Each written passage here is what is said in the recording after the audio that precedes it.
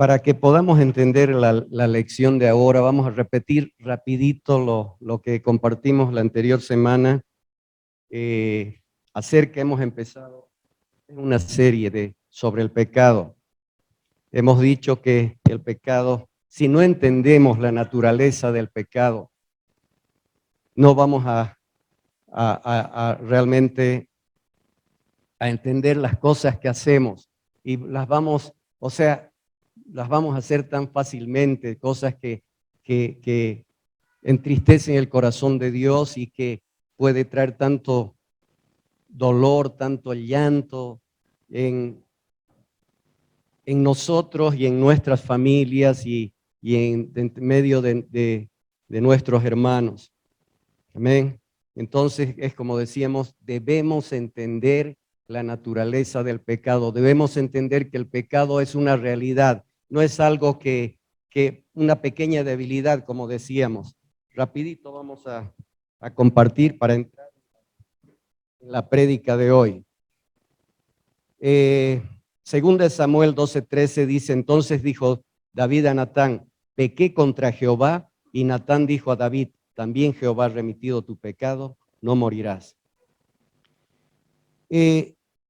Debemos entender el problema del pecado por la siguiente razón, porque es una realidad, es cuestión de vida o muerte, entender la naturaleza del pecado.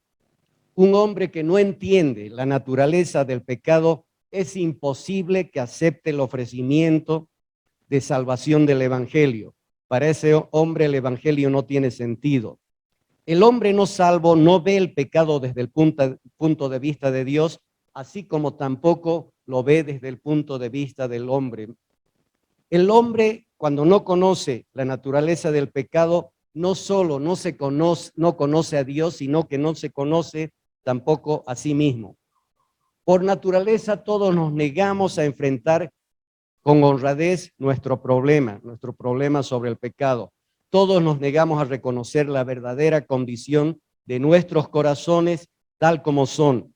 Si tan solo reconociéramos la verdad sobre nosotros mismos, entenderíamos la terrible naturaleza del pecado y su terrible fuerza y poder. Como decíamos, el rey David fue uno de los grandes hombres del Antiguo Testamento, o si no el más grande, dice. Podemos ver en él todas las características de la verdadera grandeza. Era un hombre que amaba a Dios, era un hombre noble. David era un hombre leal y fiel al rey Saúl. A pesar de los insultos y malos tratos de Saúl, a pesar de la envidia y la traición, a pesar de los atentados de Saúl contra su vida y su persecución sin tregua, David sigue hablando de Saúl con respeto y afecto. La vida de Saúl lo estuvo en manos de David en 2 ocasiones, pudo matarlo, pero no lo hace. Cuando le informan a David sobre la muerte de Saúl, siente una gran pena. Pero la verdadera nobleza de David se ve en el trato a los descendientes de Saúl. Sin embargo, es el mismísimo hombre, dechado de virtudes, de grandeza, capaz de cometer tan terrible pecado. Parece increíble, pero es cierto. El hombre caracterizado por la nobleza se convierte en un asesino. ¿Cómo se puede explicar esto?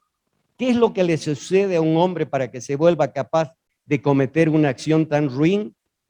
¿Es solo una pequeña debilidad? ¿O una falta de conocimiento?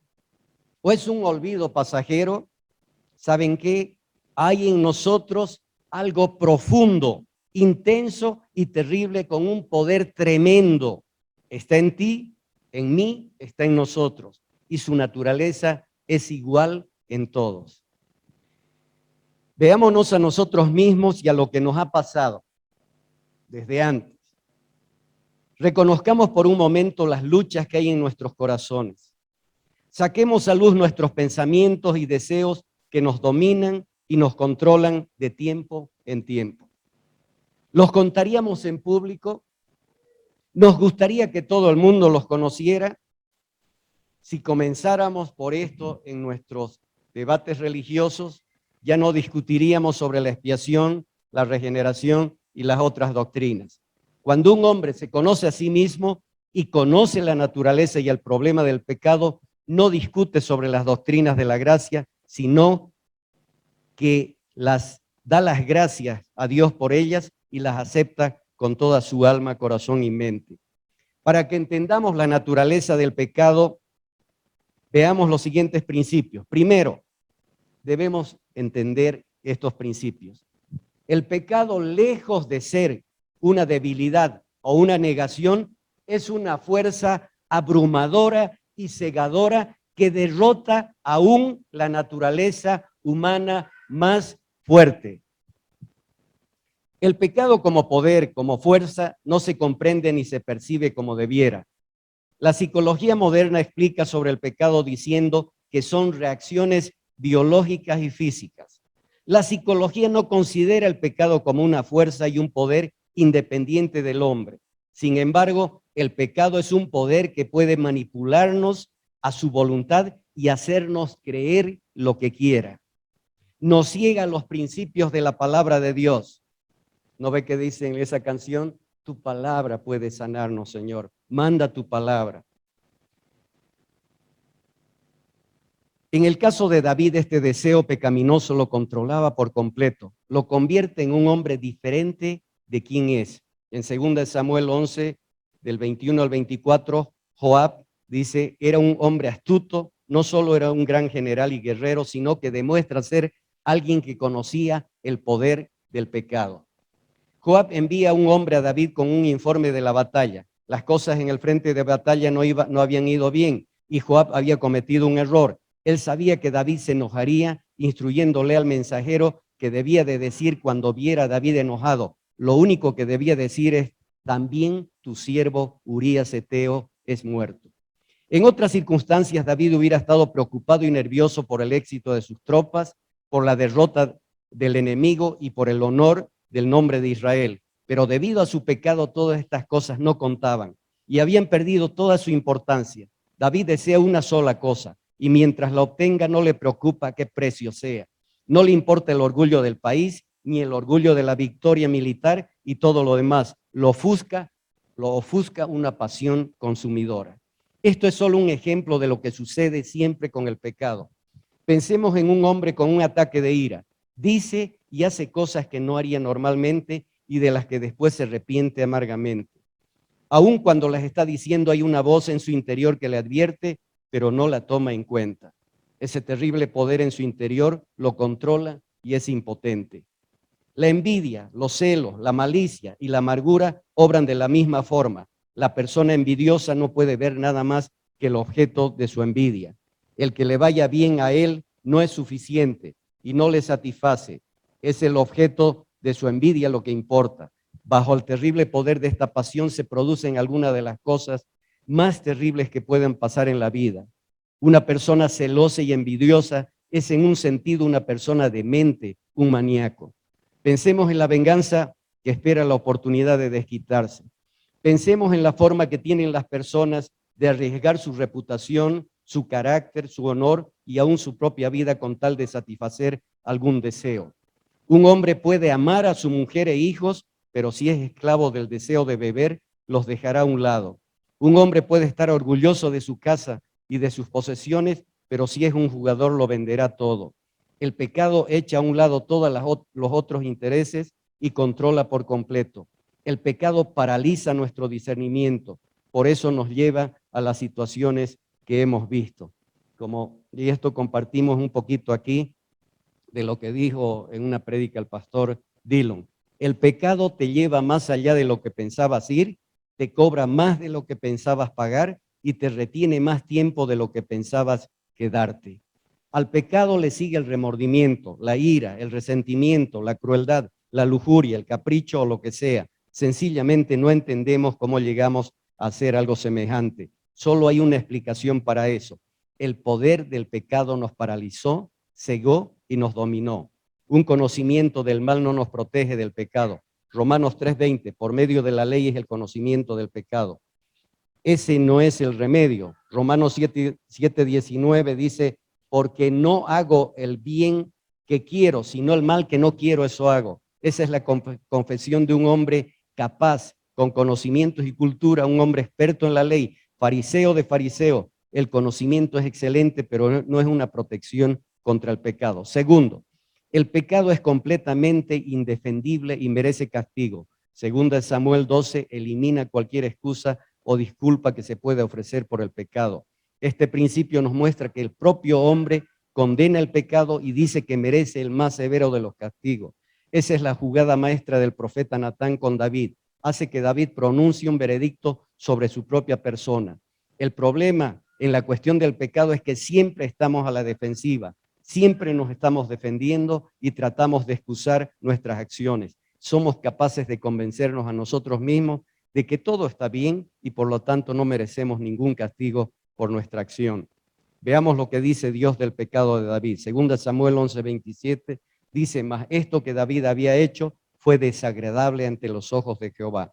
La primera gran revelación de la Biblia es que Dios es un Dios santo, odia el pecado y lo abomina por completo. Su furia y su ira santa se levanta contra el pecado. Dios dice que el pecado no tiene excusa y será castigado. El alma es el don de Dios, es el don de Dios para los hombres.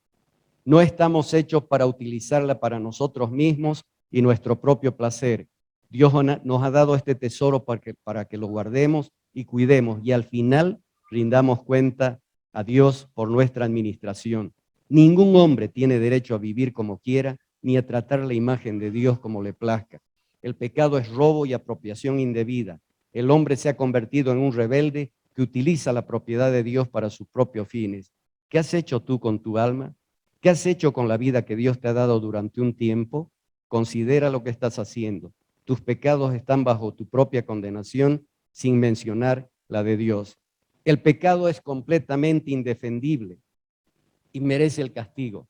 La paga del pecado es la muerte. Todos nosotros hemos pecado, todos hemos robado a Dios, todos hemos rechazado la voz de Dios, todos no hemos correspondido a su amor, todos deberíamos decir como David a Natán, pequé contra Jehová. Pero bendito sea el nombre de Jehová porque sigue habiendo una respuesta que viene de manera más gloriosa que por medio de los labios de Natán. También Jehová ha remitido tu pecado, no morirás. Segunda Samuel 12:13. Dios lo ha remitido nuestro pecado depositándolo sobre los hombros santos de su Hijo unigénito. Segunda Corintios 5:21 dice, al que no conoció pecado, por nosotros lo hizo pecado. No moriremos porque Él ha muerto por nosotros y ha cumplido una expiación perfecta en nuestro lugar y a causa de esa muerte podemos vivir una nueva vida, una vida abundante. Recibimos su vida y su naturaleza. Eso es lo que nos da poder para superar la terrible fuerza llamada pecado. El problema de la vida es el pecado. La única solución es Cristo y Cristo crucificado. Cristo cancela la culpa, quebranta el poder del pecado y renueva nuestra naturaleza. Gracias a Dios por eso.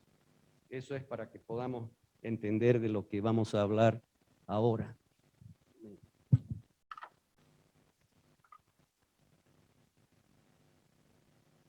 La prédica de hoy es la enfermedad que el hombre no puede curar.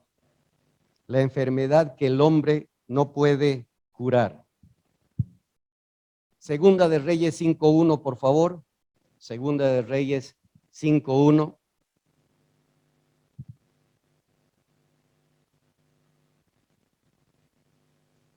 Naamán, general del ejército del rey de Siria, era varón grande delante de su señor y lo tenía en alta estima, porque por medio de él había dado Jehová salvación a Siria. Era este hombre valeroso en extremo, pero, ¿qué? Pero leproso. ¿Y qué tiene que ver todo esto con lo del pecado? De este pasaje que estamos viendo aquí podemos sacar tres principios espirituales. Primero, primer principio, que el pecado lo arruina todo en la vida. El pecado lo arruina todo en la vida. La cita bíblica aquí que estamos leyendo habla de un hombre valeroso. Era varón grande y lo tenía porque por medio de él había dado salvación. Este hombre era valeroso en extremo, un hombre valiente. que el rey de Siria había honrado a este hombre. Este hombre estaba en su mejor posición, en la mejor posición de su vida. Él era el segundo hombre en Siria, era una potencia siria.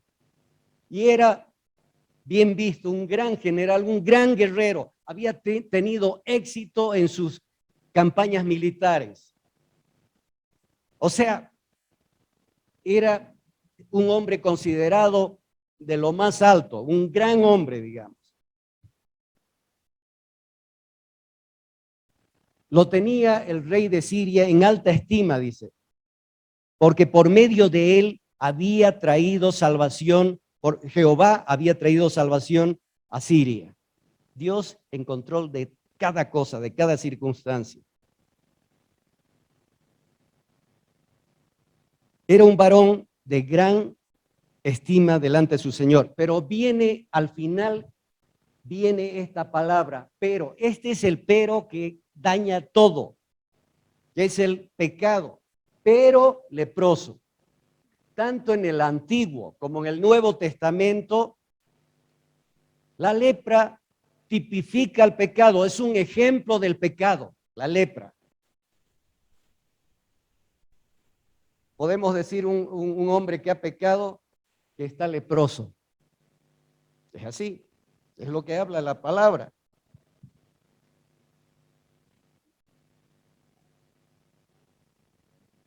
Todos somos conscientes de que hay algo, ¿saben qué? De que hay algo que echa a perder la vida del ser humano, ¿o no?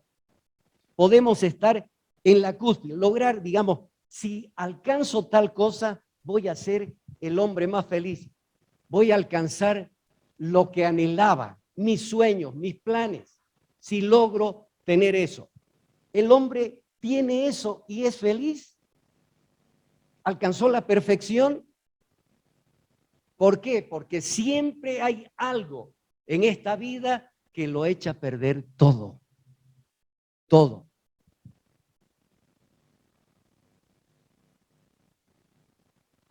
Y todos somos conscientes de eso. Hemos logrado llegar, hemos logrado obtener ciertas cosas, hemos logrado ciertas, no sé, en la profesión, en sanidad del cuerpo, no sé. Hemos logrado vencer ciertas metas, hemos logrado. Y algo siempre ese pero que lo echa a perder todo. Siempre hay algo, siempre hay algo. No somos perfectos por completo. No alcanzamos esa felicidad completa, esa paz completa. No existe. No existe para el hombre que está en pecado.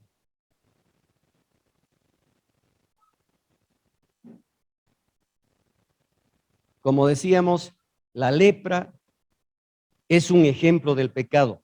Todos somos conscientes de que hay algo que echa a perder la vida del hombre aquí en la tierra.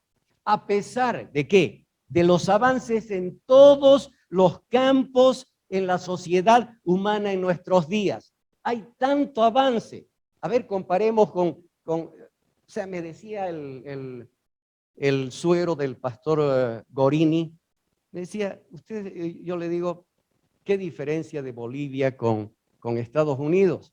No creen. Nosotros hace 50 años vivíamos en las mismas condiciones que viven ustedes. No, me decía.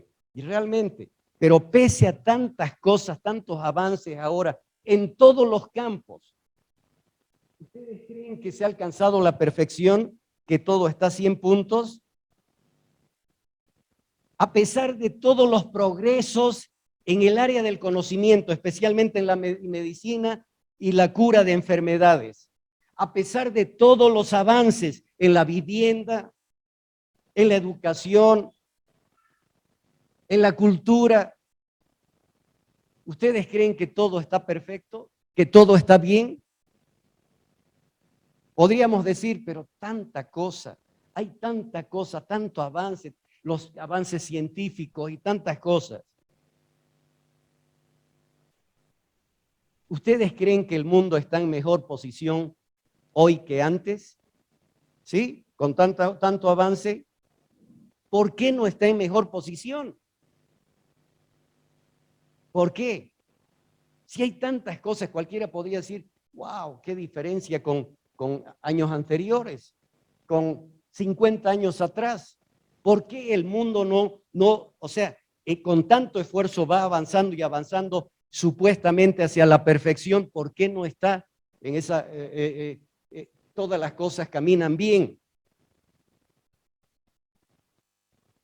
¿Saben qué? Nadie dice que todo va bien en este mundo. Y siempre ha sido así. Si vemos de hace 200 años, ellos también supuestamente fueron avanzando. Había avance, había progreso, digamos, de la generación anterior. Pero nadie decía que todo era perfecto, que todo era felicidad.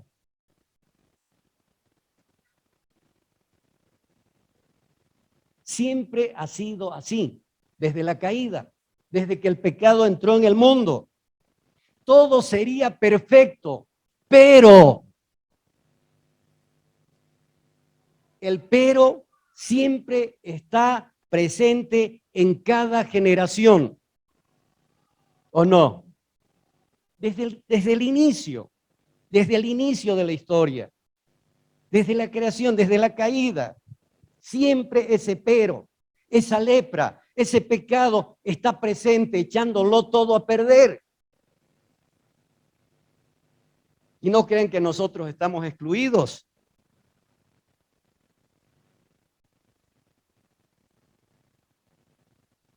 El Señor ha venido a restaurar lo que se había perdido, pero si caemos en pecado, lo echa a perder todo.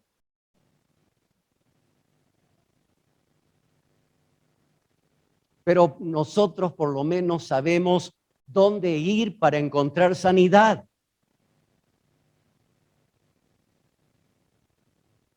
En la actualidad, el mundo en que vivimos, todo el mundo, toda la tierra, todo lo creo, en la actualidad el mundo es como Naamán de Siria. Podemos decir que el mundo nunca ha sido tan maravilloso como ahora, nunca hemos tenido tanto entretenimiento, todo el mundo está mejorando, hay avances en todo.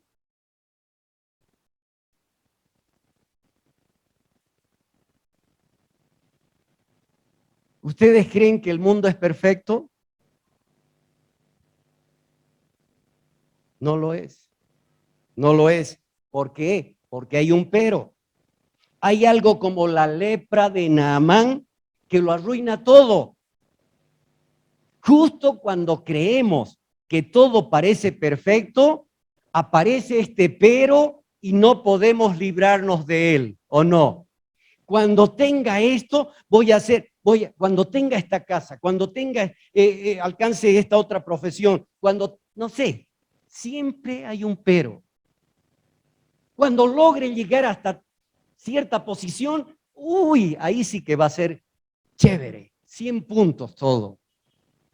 Y llegamos a esa posición y siempre hay algo que lo arruina todo. ¿O no? ¿Por qué no hay satisfacción? ¿Por qué no hay gozo? ¿Por qué no hay felicidad?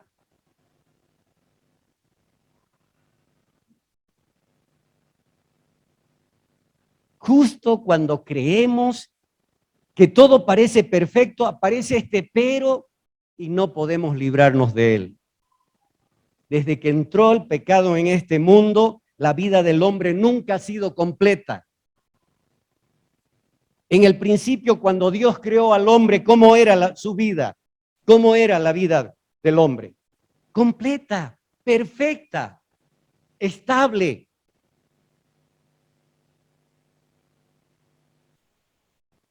En el huerto del Edén no faltaba nada. El hombre fue creado perfecto.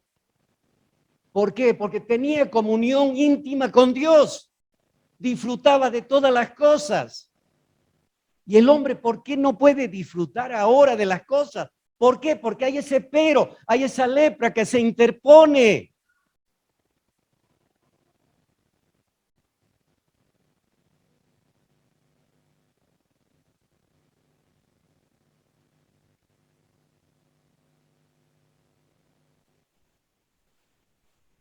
No había en el huerto del Edén, cuando Dios creó al hombre, no había decepción, no había infelicidad, no había nada malo. Cuando Dios creó todo, ¿qué hizo? Dios todo, creó al hombre, creó la naturaleza, todo.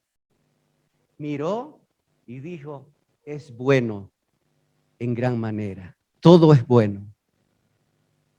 Todo es bueno. Había plenitud, había perfección. Esa era su característica. Luego entró en este mundo esa cosa fatal llamada pecado. ¿Y qué hizo? Le arrebató a la vida su plenitud, su integridad, su perfección. ¿Cómo podemos describir la vida de cada uno de nosotros? ¿Cómo podemos describir de cada uno de nosotros? Isabel, por ejemplo, Isabel es una doctora. Edson, un doctor. Todos saben que de una hemos alcanzado cierta posición. Todos. Somos esto, somos aquello, somos lo de más allá. Pero el pecado, ¿saben qué? Llega a arruinarlo todo. Cuando entra el pecado. No importa lo exitoso que sea un hombre en este mundo. No existe una felicidad completa. No existe una paz completa. Por ejemplo, miren cómo es. Un hombre ambicioso se dice a sí mismo y a su familia lo siguiente: si consigo llegar a tal posición, todo va a ir bien. Y el hombre se esfuerza y llega a esa posición, pero no todo va bien. Siempre hay algo que lo arruina. Siempre hay una mosca en la sopa. Siempre hay alguno que echa a perder la perfección de lo que pensábamos tener. Hemos alcanzado una gran posición, digamos. Escuchen, pero somos conscientes de que las personas tienen celos y envidia de nosotros. Sabemos que nos están observando a la espera de que cometamos un error y caigamos a fin de que ellos lleguen ahí. ¿Somos conscientes? ¿Saben qué? En Estados Unidos, yo no sabíamos recién llegados, no sabíamos hablar bien el inglés y conseguí un trabajo y era abrir donaciones, digamos, que mandaban. El caso de Irán Contras en ese entonces, y mandaban un montón de dinero, cheques, y abríamos. Y yo, como no sabía hablar inglés, no podía comunicarme con los otros, puros gringos estaban ahí. Y la cosa es que yo me quedaba trabajando, tenían cada hora, digamos, cada 2 horas teníamos 10, 15 minutos, digamos. Yo me quedaba trabajando y me fueron, cuando al mes me aumentan $1 la hora. Al otro mes, $3 la hora, me aumentaron de lo que me pagaban. Y al tercer mes ya yo era el manager, era el director de ahí y no sabía hablar inglés, o sea, un poco medio chapuceado. La cosa es que, bueno, y yo agarro y los saco a todos los gringos porque flojos, pues. Los saco a todos y traigo de la iglesia donde el pastor Gibson, a todos, éramos como 20 ahí, digamos. Pero es como dice aquí, habían hermanitos que estaban esperando la oportunidad de que uno cometa un error y ya, ¿cómo qué? Pues se quedó a mi lugar. Y yo he hecho el orgulloso. No, sin mí no funciona. Es mentira. Mentira. Nadie es insustituible. Nadie puede un día, 2 días medio no caminar bien, pero después igualito. Nadie es insustituible en este mundo. Y después, por hecho el orgulloso, me he ido a pintar casas en invierno, afuera en escalera, ahí en la nieve. ¿Qué tal? Dios te enseña con todo. Pero a lo que me iba es que siempre hay personas que nos están envidiando y que está el pero ahí de por medio.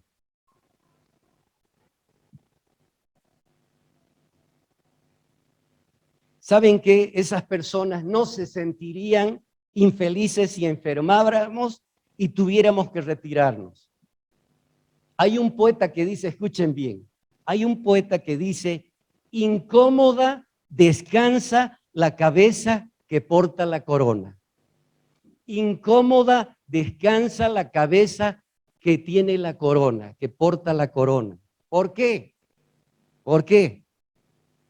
Descansa con incomodidad porque sabe que hay otro hombre que desearía tener esa corona y que lleva una daga en algún lugar.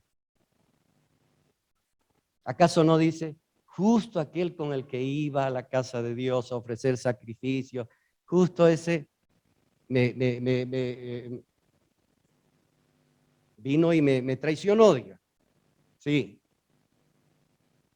Y ese hombre, el que porta la corona, ha llegado ahí, tiene la corona, ha llegado a la cima, sin embargo, está este pero que entra en juego.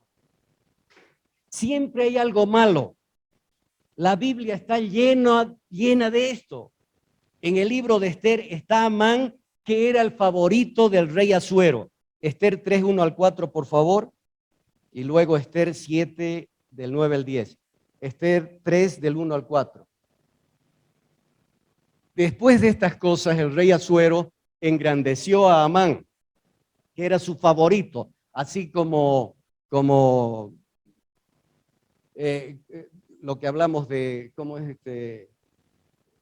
¿Ah? De Naamán, que es bien parecido. Después de estas cosas, el rey Asuero engrandeció a Amán, hijo de Amedata, Agagüeo, y lo honró y puso su silla sobre todos los príncipes que estaban con él, el 2.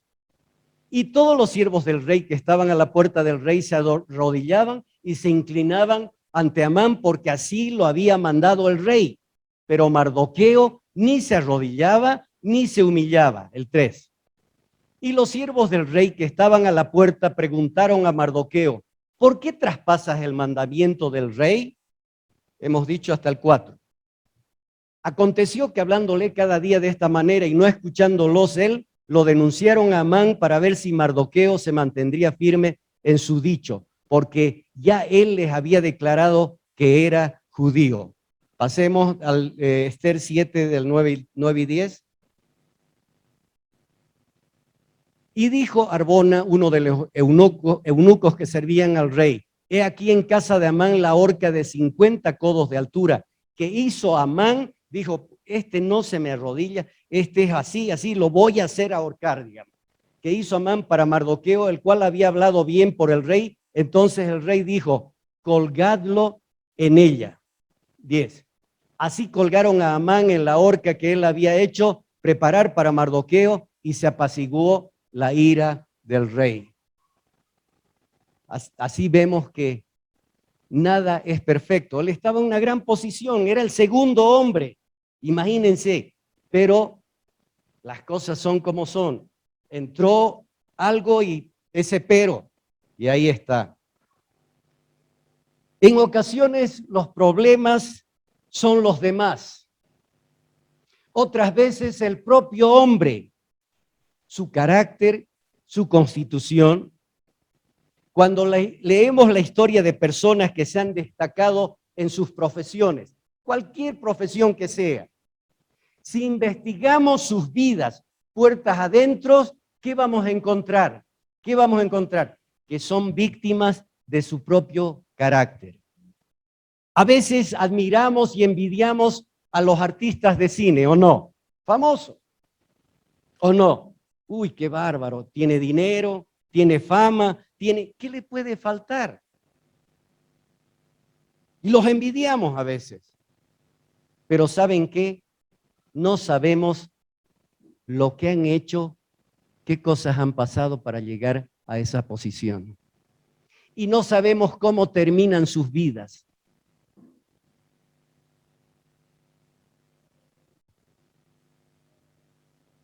¿Por qué? Porque hay ese pero. ¿Por qué se suicidan si tienen tanta fama, tienen tanto dinero, tienen todo? ¿Por qué se suicidan? Porque hay ese pero que siempre lo arruina todo.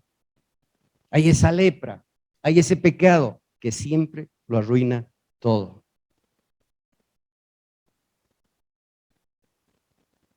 Si realmente supiéramos las cosas que pasaron, ¿saben qué?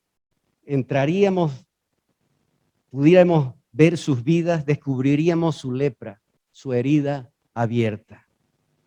En ocasiones puede tratarse de problemas familiares. Esto es tan común. ¿Cuán seguido oímos decir, ay, si tan solo Sara no fuera así, si tan solo me hiciera esto, si tan solo. Siempre hay un pero, siempre hay una lepra, siempre hay algo que lo arruina todo, siempre hay si tan solo. Este es el gran problema de la vida. Esta es la verdadera explicación de tantos divorcios. Ese pero, esa lepra que aparece siempre y lo arruina todo. Isaías 57, 21.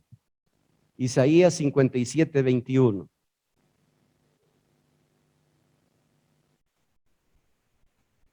¿Qué dice? No hay paz, dijo mi Dios, para los impíos. No hay paz, dijo mi Dios, para los impíos.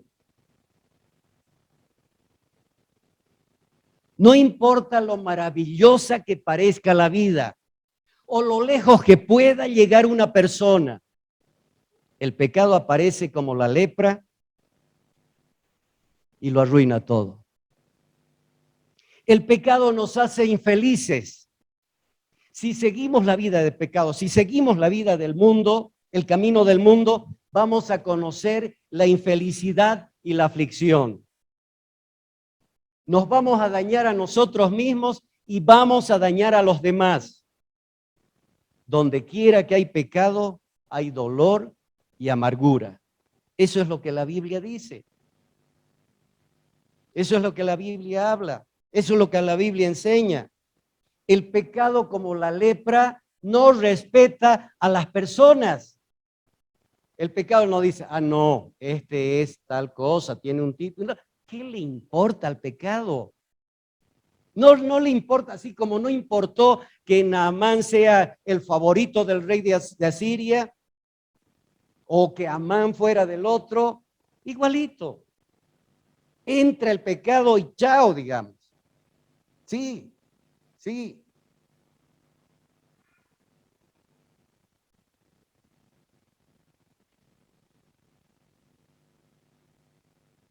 Naamán era varón grande ante su señor, un hombre de gran éxito, pero era leproso.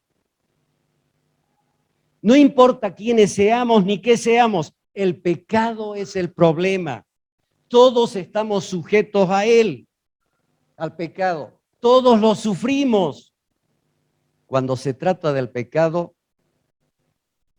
todos somos fracasados, todos tenemos esa terrible lepra del alma. Todo. Segundo, hemos dicho el primero, ¿cuál era? ¿Cuál era el primer principio? Que el pecado lo arruina todo. Primer principio. El pecado echa a perder, arruina todo. Segundo principio.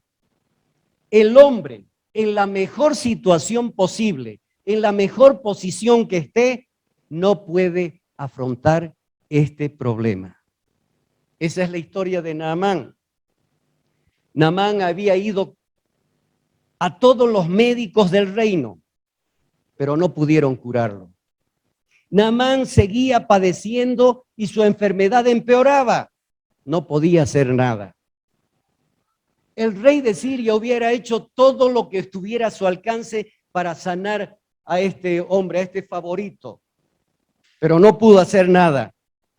Entonces oye hablar de alguien en Israel que puede sanar y dice, ese grande, ese rey, ese poderoso, que dice, escribiré una carta al rey de Israel y le enviaré a Naamán para que le cure. ¿Y qué dice el rey de Israel? El rey de Israel leyó las cartas.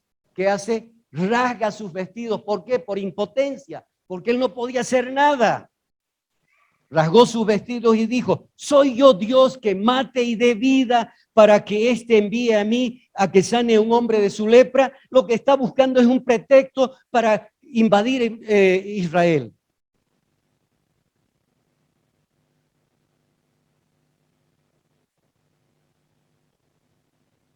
Y el rey de Israel no podía sanarlo también, así como tampoco pudo sanar el rey de Siria.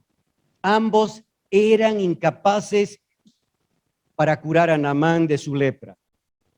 De la misma manera, sus magos, sus médicos, nada pueden hacer al respecto. ¿Saben qué? Esa es la situación de la raza humana durante todos los siglos y durante toda su historia. El hombre por siglos y siglos ha estado intentando encontrar la cura. ¿Para qué? Para el pecado, para la lepra. Así como Naamán el leproso, la sociedad, el mundo, intentan librarse de la lepra, pero ninguno puede librarse. ¿Cómo ha tratado el mundo? ¿Cómo han tratado los reyes y los gobiernos de librarse de la lepra, de librarse del pecado? ¿Cómo han tratado? Vemos que hoy se esfuerzan y dicen, y vamos a hacer esto, y vamos a hacer el otro, porque hay criminalidad, hay feminicidio, hay infanticidio, hay violencia, hay droga, hay esto, hay el otro, y lepra, y lepra, y lepra, y lepra, y el mundo está enfermo de lepra. ¿Qué han hecho y qué hacen en su esfuerzo? Teniendo la solución delante de sus ojos. ¿Qué hacen? Crean leyes. Crean leyes. Lo primero que hacen es crear leyes.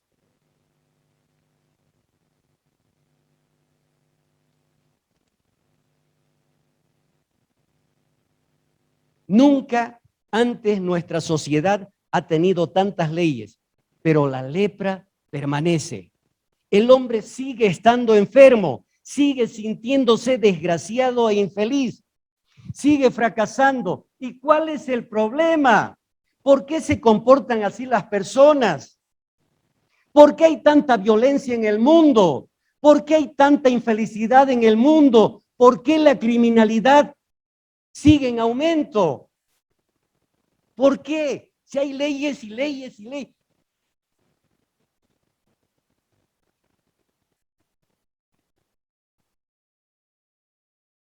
Ay, el próximo gobierno, ese, claro, somos, digamos, de izquierda, ese gobierno nos va a sacar de los problemas, nos va a librar de la lepra. Ese, ya vamos, vamos, vamos. El otro, no, ya lo hizo mal, digamos, el de derecha, uy, ese nos va a librar, uy, vamos a ser felices, este mundo va a ser perfecto. Y sigue la lepra, nada nos sana.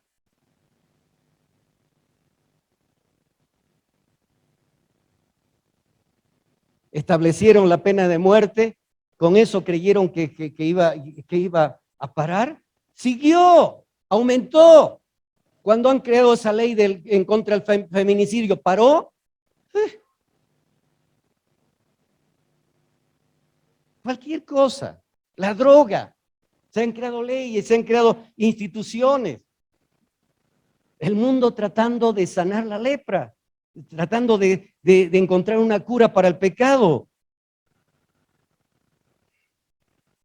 ¿Saben qué? Actualmente el mundo está lleno de organizaciones creadas para resolver el problema de la lepra, el problema del pecado. Consejos de ayuda matrimonial, psicología en las escuelas, en el hogar, en las cárceles. pero no hay solución para esa enfermedad. El hombre no lo entiende, no tiene respuesta para eso. No puede afrontar ese problema. Y sigue inventándose cosas. Tercero, el hombre desconoce la única forma de tratar el problema de su lepra, de su pecado.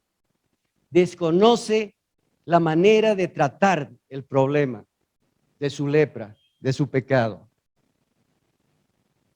Este gran hombre llamado Naamán, que padece de lepra, lo ha intentado todo y todo ha sido inútil, pero ahora iba a conseguir un remedio.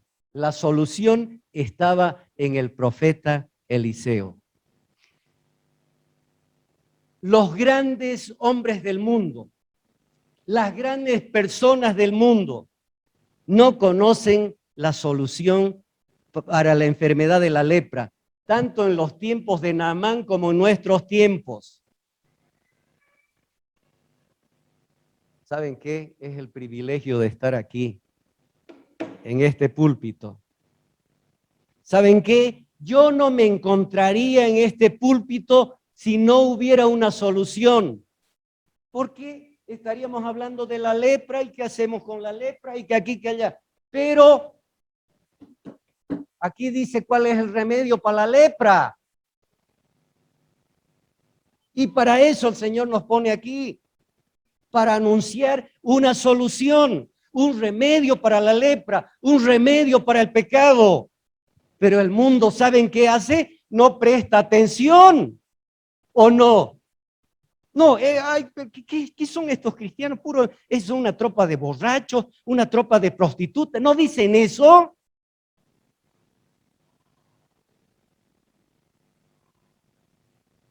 Está delante de sus ojos y no son capaces de ver. No hay peor ciego que el que no quiere ver.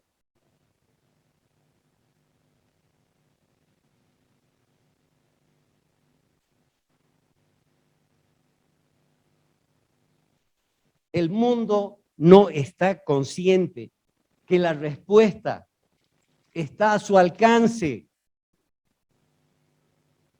Todo el tiempo está a su alcance. No conoce la solución verdadera. ¿Por qué? ¿Por qué no conoce? Claro, porque esta solución es completamente diferente de lo que el mundo se imagina, de lo que los grandes hombres se imaginan.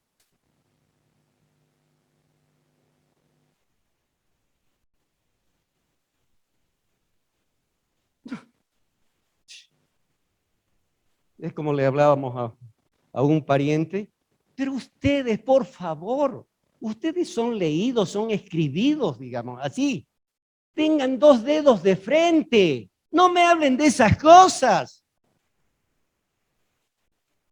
Su vida un poncho, desastre. La solución delante de sus ojos. ¿Cuántas veces se burlan de nosotros?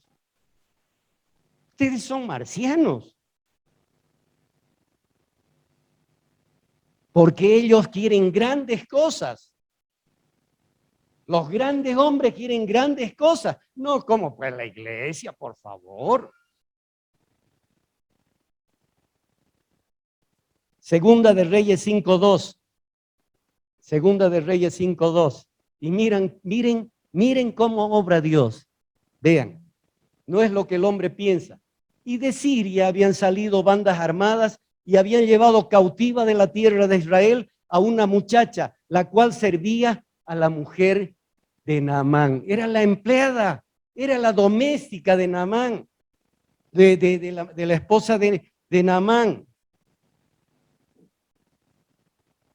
Nadie sabía de esa muchacha. Ella era alguien que nadie le importaba. Pero ¿saben qué? Esa es la gloria del evangelio. Los grandes buscan a los grandes reyes, pero la solución y la respuesta está en esa joven sierva. Esa es la manera de obrar de Dios.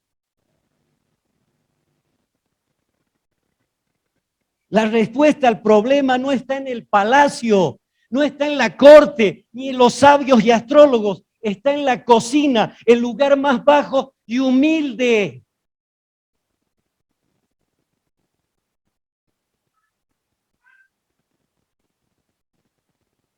Nos habíamos dado cuenta, escuchen, nos habíamos dado cuenta que esto es lo que la Biblia nos dice de principio a fin. Nos habíamos dado cuenta. Primera de Corintios 1, 27 al 29. Primera de Corintios 1, 27 al 29, por favor.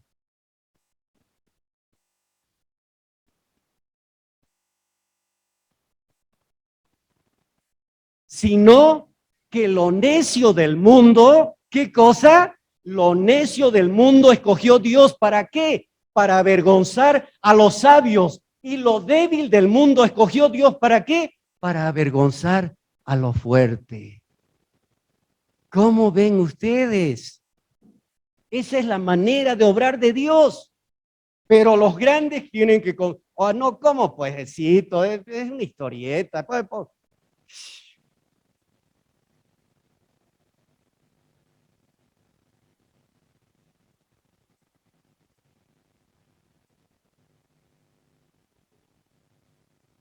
Siempre es alguna persona humilde y sencilla la que tiene la solución. Otro ejemplo lo encontramos en la historia de José. ¿Se acuerdan? Cuando lo llevan, lo venden como esclavo y entra a trabajar, lo sacan lo compra el Potifar, que era un general de él, lo compra y la avanzadora, su mujer, lo hace meter a la cárcel. Bueno, la cosa es que estaba en la cárcel. Miren, y Egipto se ve amenazada por una hambruna terrible y devastadora. ¿Y qué pueden hacer al respecto?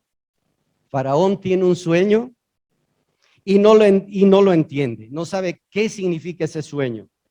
Ordena llamar a sus sabios, a sus astrólogos, y no entienden ese sueño.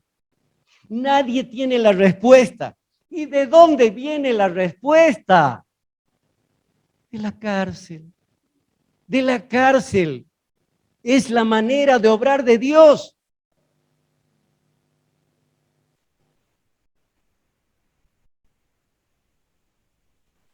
Viene de un hombre encarcelado. Llaman a José de la cárcel para que dé a Faraón la interpretación de su sueño. ¿Cómo obra Dios? Deberían ser sus sabios, sus astrólogos, sus grandes ahí, dar la solución. Sus primeros ministros, digamos.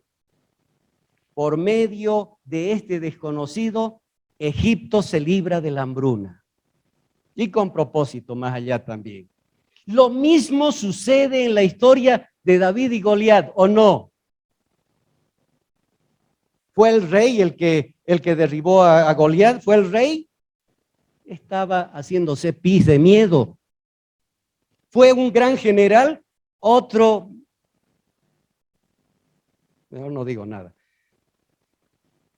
Todos temblaban, así el grandote, así, como el pastor, así grandote.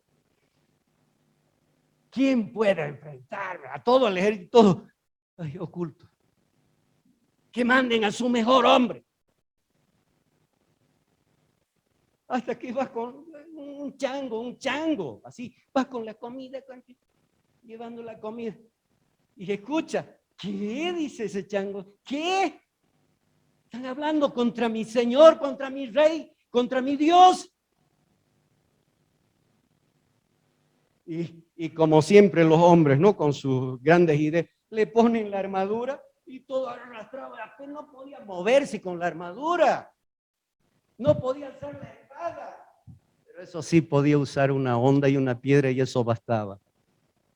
Dios siempre en lo inesperado, en lo más pequeño.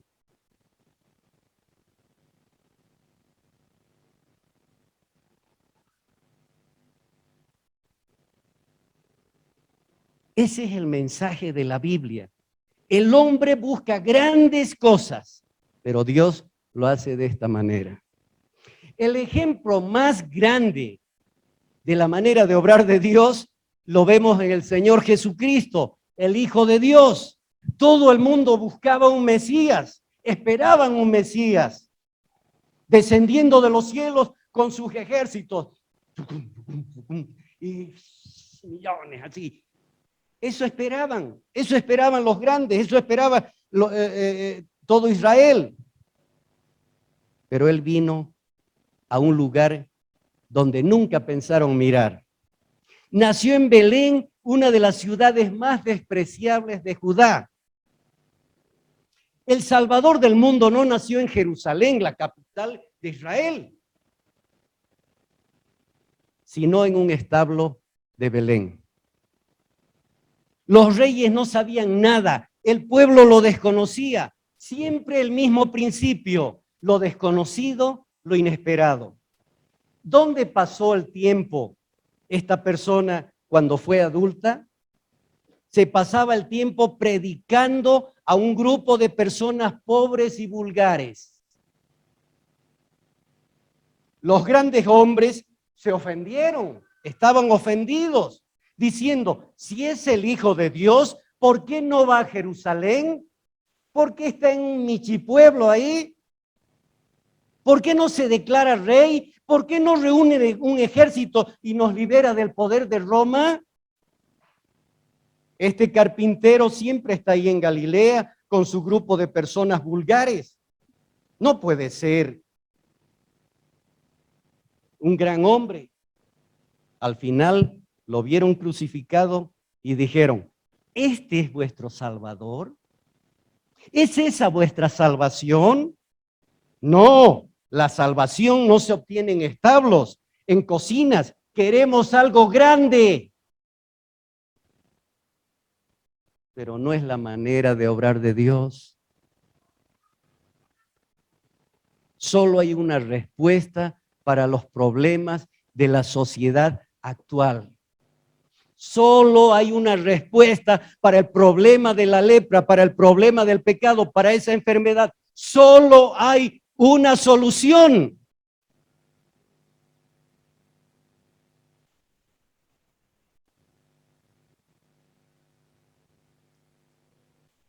¿Y cuál es la solución? ¿Quién ofrece esa solución? ¿Quién? La iglesia. La iglesia.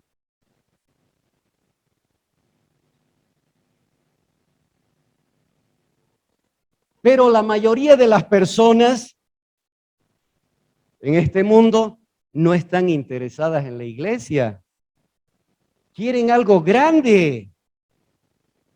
No están interesadas en la iglesia cristiana. Están interesados en grandes cosas. ¿Cómo pues?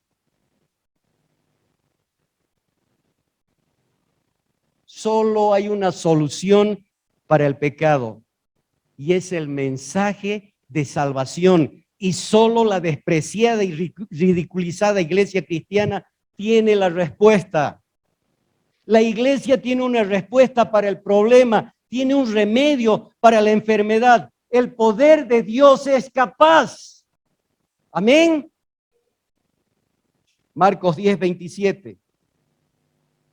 Marcos 10:27.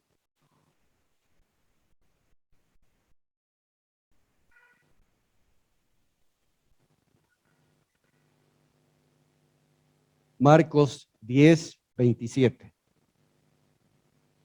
Entonces Jesús mirándolos dijo, para los hombres es imposible, mas para Dios no, porque todas las cosas son posibles para Dios. ¿Quién puede sanar el pecado, la lepra del pecado? ¿Quién puede sanar? Dios. El único. Y ese es el mensaje que tiene la iglesia. Pero no, ¿cómo? ¿Cómo? Romanos 1:16. Romanos 1:16.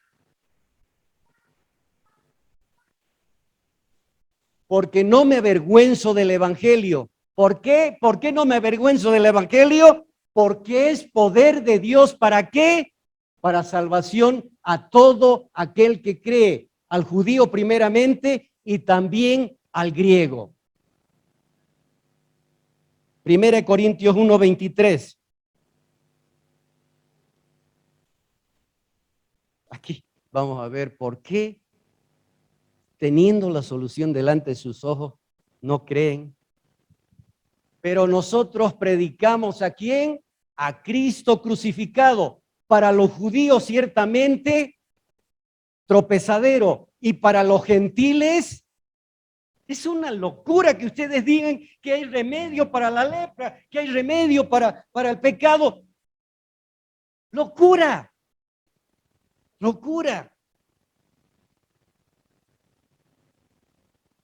Dios mío, ¿saben qué? Gastan grandes fortunas en busca de solución para las cosas, y la solución es gratis.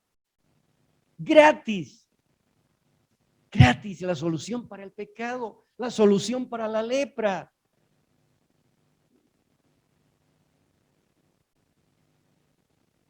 Solo Cristo puede sanar la enfermedad de la lepra del pecado. Él puede hacer lo que es imposible para el mundo. Él puede sanar el alma y el espíritu. 1 Corintios 1:27. Ya estamos terminando. 1 Corintios 1:27. Sino, ¿qué dice? Sino que lo necio del mundo. Pero ustedes son unos necios. ¿Qué creen?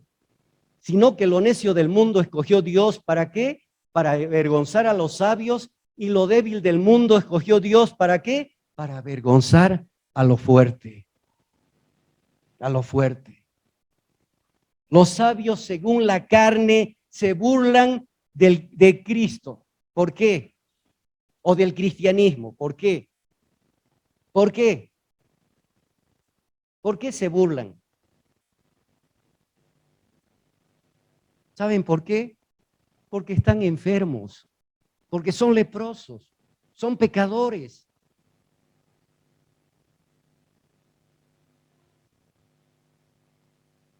Una sierva sabe lo que desconocen los reyes. Lo débil del mundo escogió Dios para avergonzar a lo fuerte, y lo que no es para deshacer lo que es. Solo Jesús, el Hijo de Dios, puede sanar la enfermedad del pecado. Pongámonos de pie.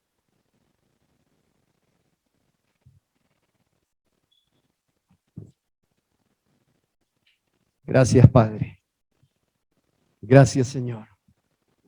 Porque tú escogiste lo necio, lo despreciado, Señor, para avergonzar a los sabios del mundo, Señor, que están enfermos, Dios, para avergonzar a los fuertes, Señor, así como Naamán, Señor, Padre Dios, así como esos reyes que no pudieron curar, Señor. Pero Dios, tu misericordia, tu gracia clamamos, Señor. Clamamos por tu gracia, Señor, para esta nación. Solo tu Espíritu puede poner convicción de pecado, justicia y juicio, así como lo hiciste con nosotros, Señor.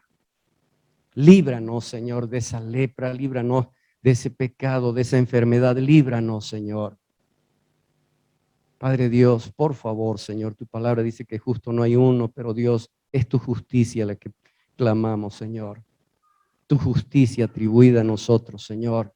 Gracias por ese bendito sacrificio en la cruz, Señor, por llevar todo, Señor, sobre tus hombros, Señor, para sanidad de nuestra alma, de nuestro espíritu, Señor.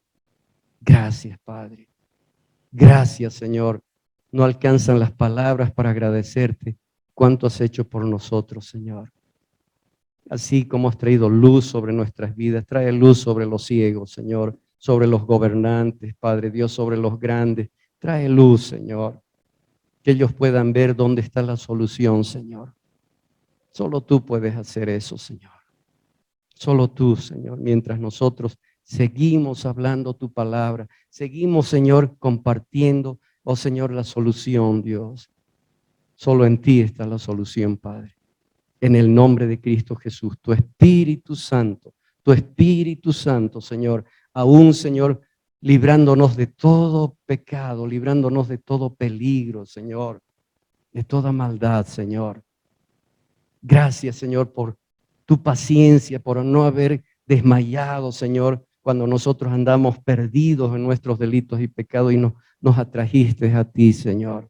No es nuestra obra, Señor. No somos nada sin ti, no podemos nada sin ti, Señor. Tú eres la solución, Señor. Gracias por tu sanidad, gracias por tu palabra que nos sana, Señor. En el nombre de Cristo Jesús. Y el pueblo de Dios dice, amén. Que Dios los bendiga. Amén.